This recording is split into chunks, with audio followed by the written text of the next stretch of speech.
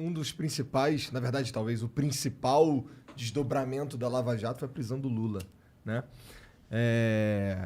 Cara, quais eram exatamente as acusações sobre ele? Igor, a gente não vê como o caso principal da Lava Jato. É mesmo? A gente não vê. A gente vê, se você olhar a 7ª fase, você chegar na 7ª, sei lá, mais de 7 grandes empreiteiras, eu confundi com a 7ª fase. Mas assim, a gente chegar a várias grandes empreiteiras, prender os caras, responsabilizar, conseguir acordos que recuperaram 15 bilhões de reais. Cara, a gente conseguiu repatriar na Lava Jato 700 milhões de reais. Sabe quanto que o Brasil tinha repatriado em todos os casos juntos na história pré-Lava Jato? Menos de 45 milhões. Em um caso, a gente ultrapassou 700 milhões. Caralho. Então, cara, a gente conseguiu um caso com êxito que jamais ninguém conseguiu na história. A gente conseguiu inovando, trabalhando, se dedicando e também, é claro, contando com vários lances de sorte. Eu vejo aí um alinhamento de planetas. Na minha cosmovisão cristã, Deus abriu uma janela de oportunidade para transformação no nosso país.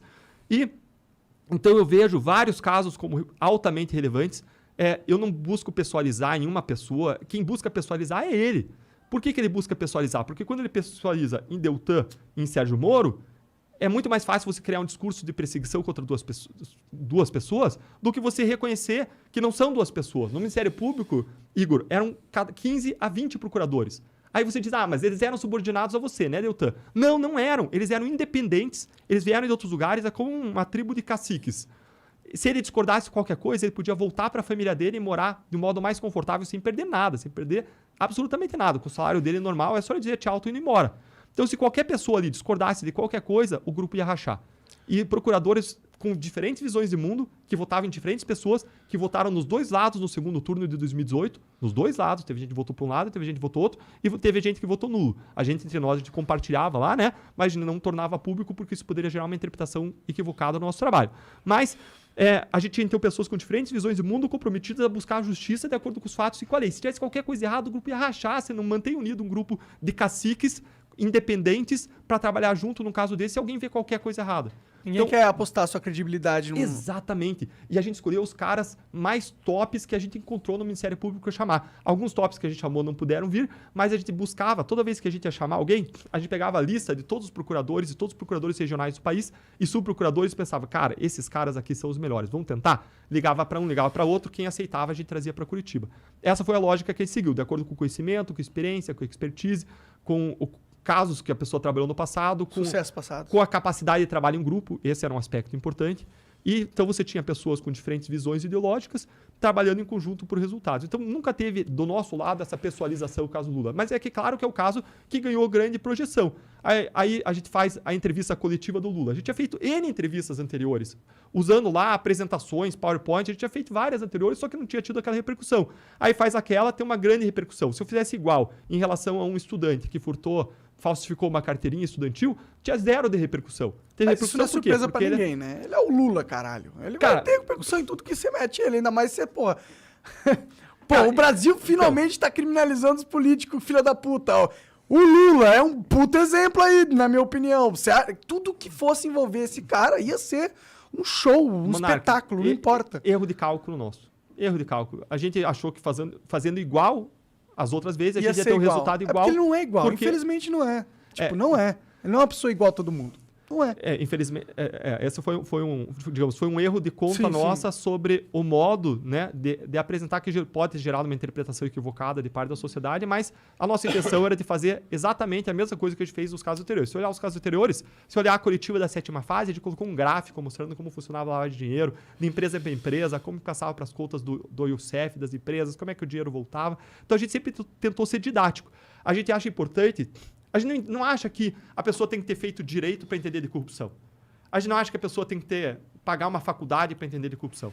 A gente quer ser simples e levar informação simples para que a pessoa que está nos ouvindo lá, que seja o que for, professor, dono de casa, engenheiro, a pessoa entenda do problema e qual é a solução, porque eu preciso dessa pessoa se eu quero mudar o Brasil. Eu preciso do engajamento, preciso que ela entenda.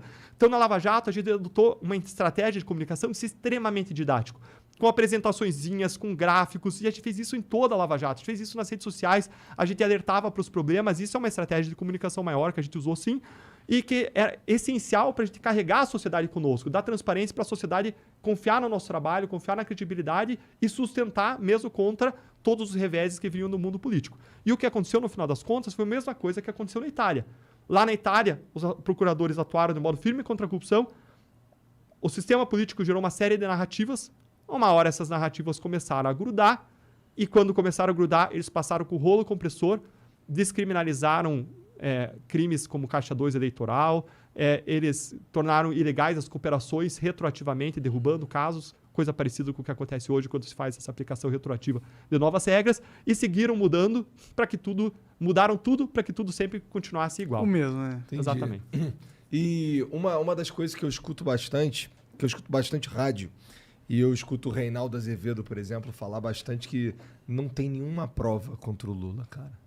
Tem que abrir os processos e olhar. E lá você tem sentenças que explicam muito bem o que aconteceu. Qual que é o sentido? Qual é o sentido, Igor? De você ter uma reforma no sítio feito por uma empreiteira. Quantas empreiteiras do porte da OAS você vê indo fazer uma reforma num sítio? Quantas empreiteiras do porte de uma OAS você vê indo fazer uma reforma e pagando, sei lá, a cozinha de um apartamento para alguém? Essas empreiteiras, elas fazem estrada, elas fazem ponte, elas fazem refinaria. Elas não fazem elevador. Exatamente, ela não pendura quadro na parede, ela não faz cozinha. É tipo chamar um elefante para esmagar uma formiga, né? Exato. Qual que é a explicação alternativa que você me dá para isso? Não existe explicação alternativa. E mais, qual é a razão para um diretor da Petrobras dar dinheiro, segundo as acusações, segundo as evidências estão lá, para Vacari? Qual é a razão para Vacari poder mandar? Vacari não tinha um cargo no executivo, Vacari deu uma estrutura partidária. Por que Vacari tinha poder de mando no diretor da Petrobras? Cara, é 2 mais 2, cara. Então, quando você olha a realidade, você olha como funcionou e você olha onde foi parar o dinheiro, você precisa lembrar que o ex-presidente Lula ele foi condenado não por triplex e não por sítio apenas. Ele foi condenado por esquema de corrupção da Petrobras, envolvendo dezenas de milhões de reais. Não foi 1 milhão e pouco do triplex e 1 milhão e pouco do sítio. Foi muito mais que isso. Depois você vê ainda outro caso do Instituto Lula, mas que ainda estava pendente de julgamento. E agora tudo isso foi anulado pelo Supremo. As investigações vão ter que recomeçar do zero. Provavelmente vão dar em prescrição se chegarem em algum lugar. Agora, e eu preciso ressaltar sempre que eu falo sobre qualquer caso específico. Coisas não foram destruídas já e já era. Esse é o problema. Quando você anula, você não consegue reproduzir as provas. Por quê? Porque você não tem como refazer uma busca e apreensão feita 5 anos atrás para aprender as mesmas coisas. Não vão estar lá. Então essas provas vão pro ralo. Exatamente. Eles anularam, eles garantiram impunidade. Sim. Mas eles não inocentaram, né? Ninguém julgou ele inocente, ninguém apontou inocente. Nada. Sim, claro. Mas é que tipo ele nunca mais vai ser preso. Por isso, provavelmente. Muito provavelmente. 99% não vai ser preso. Mas sempre que eu faço esses comentários sobre casos individuais, eu preciso ressaltar, isso vale para toda a nossa entrevista, que a última palavra é sempre da justiça, toda pessoa é presumida inocente até a última recurso, da última decisão, no último tribunal, e que eu não estou imputando culpa a ninguém. A pessoa é julgada pela justiça. Eu vi ele falando lá. Eu acho que ele é a alma mais honesta que já existiu. Eu vi ele falando. É verdade, eu acho. Então, são coisas escandalosas mesmo, o lance da Atibaia, do triplec, que nem ele fala. Mas eu entendo o argumento, se for do Reinaldo Azevedo, eu não acompanho tanto, mas tipo, se for argumento assim, as provas não são ultra fortes, não tem nenhum ligando o Lula exatamente com o esquema de propina. Tipo, você Não, exatamente, eu não vejo, assim, eu vejo você ligando assim, ó, o Lula é um cara que foi beneficiado por empresas que estavam ligadas... Alguma ligação tinha, mas não tem ali um bagulho assim... Não tem, tipo, o Lula mandou trocar um dirigente da Petrobras por causa... E eu tenho uma gravação de alguém falando, com o Lula falando, é pra trocar o cara da Petrobras. Você não tem isso. Você não tem esse tipo de prova, entendeu? Tá, olha só. Eu vou falar de outro caso de corrupção para aí você entender isso um pouco melhor. Corrupto não passa recibo, a não ser que ele colabore. Claro. Corrupto não vai passar recibo. Então, tinha um caso de auditores fiscais. Os auditores fiscais, eles ligavam para os empresários e eles ligavam de telefones públicos para os empresários que eles estavam fiscalizando. E nessas ligações, eles combinavam de encontrar os empresários em supermercados, em lojas de imóveis, em outros lugares, e falavam, vamos lá ver umas lajotas? Eu preciso entregar lajotas. E eles conversavam sobre coisas banais que eles iam fazer, ligando o telefone público e usando o codinome. Então é como, sei lá, se o nome de uma fosse, sei lá, Juliana, vou usar um nome fictício, e ela usasse o nome Ana, tá? Então essas pessoas, elas usavam codinomes, ligavam de telefones públicos para os empresários que eles estavam fiscalizando, combinando encontros em lugares inusuais. Aí a gente foi olhar os autos de infração feitos pelos auditores. e o que você encontrava? Você encontrava falhas crassas e uma subtributação, uma tributação menor do que a devida. Qual é a explicação para isso? Qual é a explicação para isso? Erraram? Foram bonzinhos com os empresários? E qual é a explicação para aquelas entregas de lajotas em supermercados, etc., encontros obscuros, ligação, uso de codinomes? Ah, Deltan, mas você não tem entrega de propina na conta. Você não tem o pagamento da propina na conta da pessoa.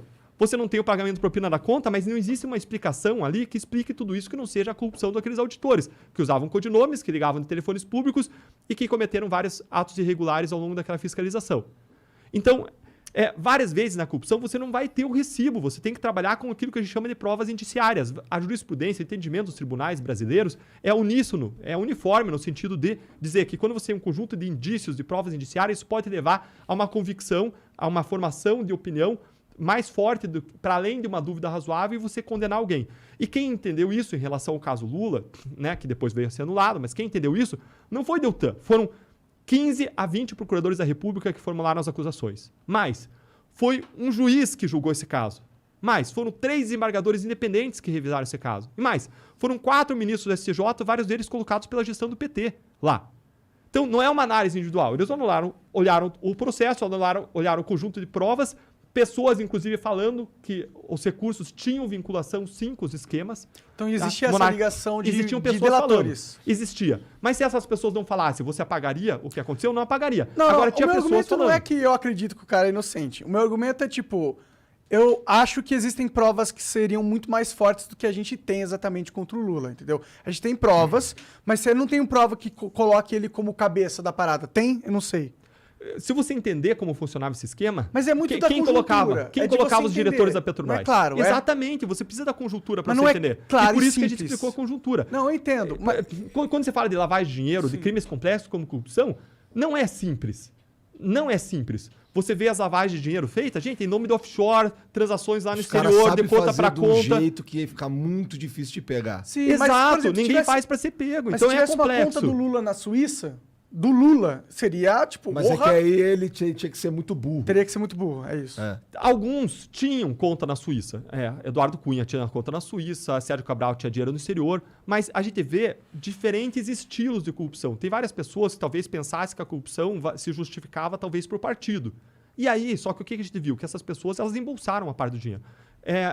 Então, isso a gente constatou, acusou várias pessoas com base nessa visão. Mais uma vez, lembrando que ninguém é culpado até o julgamento do último recurso, todo mundo se presume inocente, a última palavra é da justiça, mas a gente fez várias acusações mostrando que pessoas que tinham o discurso de partido, de que a gente escuta, que o que legitimaria que o dinheiro ia para o projeto de poder, etc., na verdade, todo mundo acabava embolsando também o dinheiro.